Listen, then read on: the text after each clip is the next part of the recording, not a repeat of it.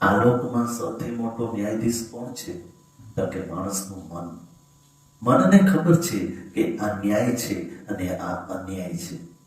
બોલે ને એ વાત અલગ છે, પણ મનને ખબર હોય છે કે આ ન્યાય ઉપર બોલે છે અને આ અન્યાય ઉપર બોલે છે. સૌથી મોટો ન્યાયાધીશ હોય તો એ છે માણસનું મન. અને પરલોકમાં 14 જણા સાક્ષી પૂરે છે. ગમે ત્યાં ગમે એટલું ગોપનીય પાપ હોય, પણ એ આ 14 માંથી એકને તો ખબર હોય જ છે. કોણ કોણ છે? સૂર્યો અગ્નિ ખમ મરુદગાવ સોમઃ સંધ્યા નીદિસઃ કંકુઃ કાલો ધર્મ ઇતિ યો તે દેહસ્ય સાક્ષિણઃ.